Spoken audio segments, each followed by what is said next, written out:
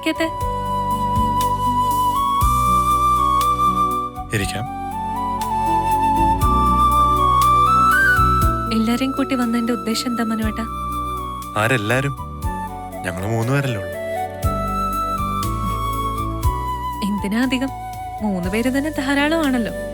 എന്നെ വിട്ടേക്ക്, ഞാൻ ഡ്രൈവറായിട്ട് വന്ന. ഡ്രൈവിംഗ് അറിയാത്തവരാണല്ലോ ഗംഗാധരനങ്ങളും ശിവനങ്ങളും അല്ലേ? മുമ്പൊക്കെ അവര് വരുമ്പോഴേ നിനക്കൊരു ഉൾപ്പേടി ഉണ്ടായിരുന്നില്ലേ? നിന്നെ ഇവിടുന്ന് പറഞ്ഞയക്കാൻ വേണ്ടി വരുവാണോന്ന്. അതിനു വേണ്ടിയായിരുന്നല്ലോ കൊല്ലപ്പള്ളിക്കാരെല്ലാരും വന്നോണ്ടിരുന്നേ, ഒരാളൊഴികെ. ആരാ ആ ഒരാള്? ഒന്നും അറിയാത്ത പോലെ. എന്നെ ഇവിടുന്ന് എല്ലാരും കൂടെ പറഞ്ഞയക്കുന്നത് തടയാൻ എന്തെങ്കിലും വഴിയുണ്ടോന്നാണ് ആ ആളുടെ ആലോചന. ഇപ്പോഴും അങ്ങനെയൊക്കെ തന്നെയാണ്. ഒരു ചെറിയ മാറ്റം വന്നിട്ടുണ്ടെന്ന് മാത്രം. എന്ത് മാറ്റം മനുവേട്ടാ? അന്ന് ഞാൻ മാത്രമേ ഉണ്ടായിരുന്നുള്ളൂ. നീ പോകല്ലേ പോകല്ലേ എന്ന് ആഗ്രഹിക്കുകയും നിനക്ക് വേണ്ടി വാദിക്കുകയൊക്കെ ചെയ്യാനായിട്ട്. അത് ശരിയാ മനുവേട്ട. മനുവേട്ടൻ ഈ വീട്ടിലോട്ട് വരുന്ന കാണുമ്പോ തന്നെ എന്തൊരാശ്വാസായിരുന്നു. ഇനി സാരമില്ല, ഈ ഒരാളെന്റെ കാര്യം നോക്കിക്കോളൂ എന്നൊരു വിചാരം. ഇന്നിപ്പോ നീ പോകല്ലേ എന്ന് പറയാനും നിനക്ക് വേണ്ടി സംസാരിക്കാനും എത്ര പേരാ?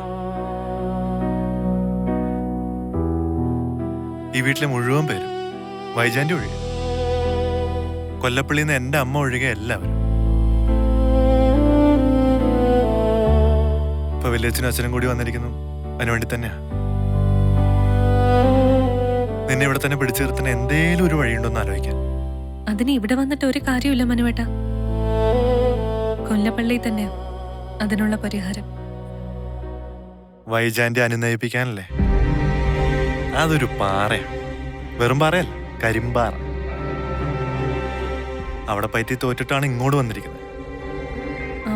അച്ഛനോട് പറഞ്ഞിട്ട് എന്ത് കാര്യം? അച്ഛനും എന്നെ ഇവിടുന്ന് പറഞ്ഞേക്കാൻ ഒട്ടും താല്പര്യമില്ല. പോകണമെന്ന് ഒറ്റ ആൾക്ക് നിർബന്ധമുള്ളൂ, അല്ല എനിക്ക് മാത്രം. ഞാൻ പോകണമെന്ന് നിർബന്ധം പിടിക്കുന്നത് എന്തുകൊണ്ടാന്ന് മനുവേട്ടൻ അറിയാലോ. അതല്ലാതെ വേറെ വഴിയില്ലാഞ്ഞിട്ടാ. നീ പോയാ വൈജാന്റെ വീട്ടിലേക്ക് തിരിച്ചു വരും, അതുറപ്പാ. പക്ഷേ അതിനുശേഷം